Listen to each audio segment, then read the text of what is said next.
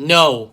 Anyway, let's try our best to understand why. This video is a subsection of a greater video on the main channel. The video on the main channel is called DMC 3 is overrated, and here's why. It's coming out extremely soon, so sub to the first channel if you don't want to miss it. But I promise the title isn't 100% clickbait. And check out the Discord if you like what you see and want to meet other people. Anyway, let's get into the video. So, does DMC 3 need a remake? Now, with the annoyances out of the way, no, it doesn't. Well, there's a few reasons. Well, you know what you have to do. Switch to the next section for it. You know, do the thing ending, Splinter. I said do the thing. Why do we even need this?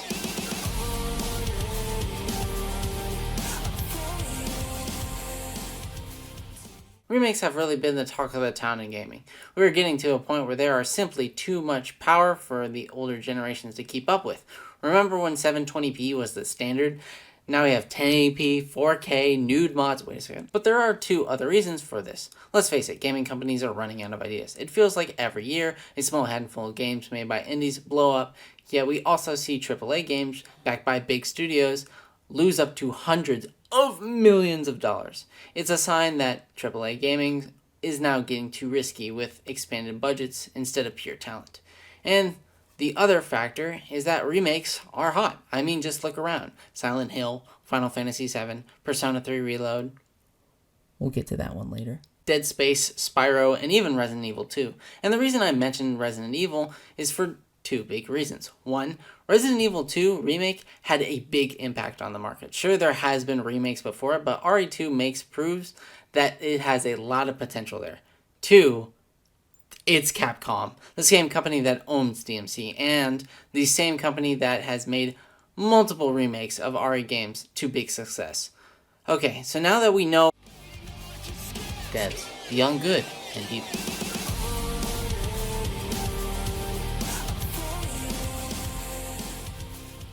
I was in the middle of something, but now that we know what makes them tick, it's time to understand the remake philosophy. Remakes are incredibly hard to do. In some cases, you need to divert from the source material, and in some cases, you need it to be a one-for-one copy. Knowing the difference can be really hard to understand. So let's just say it's a one-for-one copy. That means we have to deal with the same enemy types, the enemy types that are easily the worst in the series, the same level design. You guys love backtracking and do stupid bullshit. Plus, all of the bosses are completely unnecessary, well, most of them, as well as some of the smaller things like the platforming and the air combat. Sure, if we get a game nowadays, it'll look better, but at the end of the day, it still has the same problems, just with a different coat on it. Then we have a problem of changing everything. Most of the game I want to change for the love of God, the weapons and the styles. Please, sir, I need them. Just leave them alone.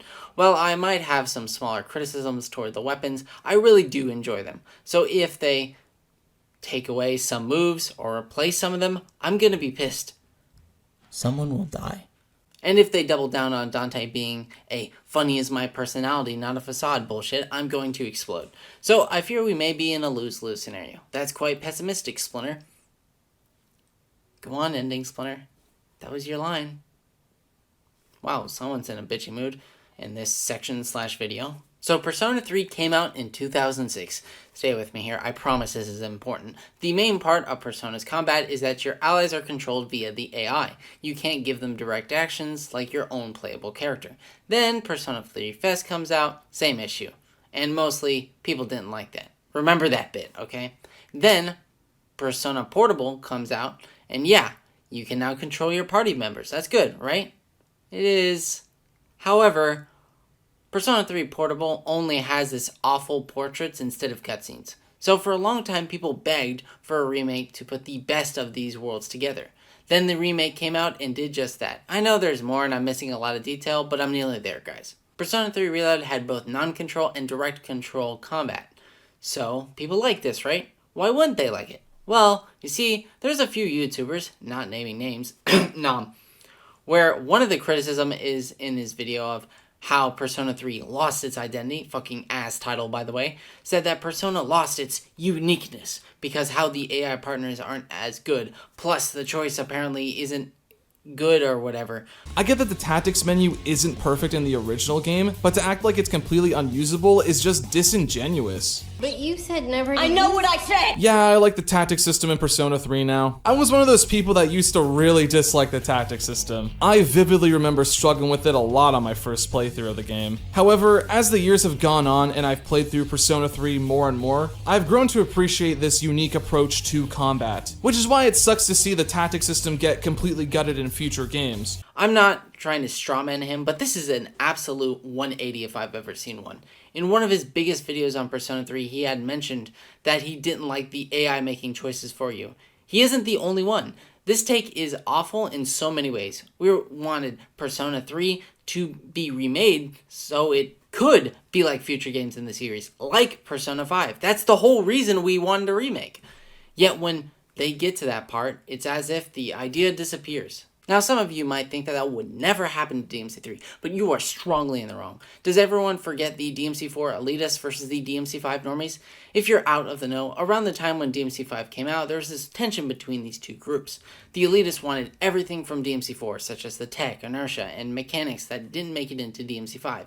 And the normies were so butthurt over this basic criticism that they proclaimed that DMC5 is the best and nearly untouchable. Both sides were pretty stupid in their own ways, and yeah, as a DMC Devil May Cry fan, I kind of enjoyed watching it. The reason I brought up this Persona 3 and DMC4 versus DMC5 dilemma is to show this will happen again with DMC3 if there's a remake of it. It might be about weapons, story, or overall gameplay, but something like this is going to happen again. And unless they are somehow going to appeal both sides, but that's very rare. What we actually need to do.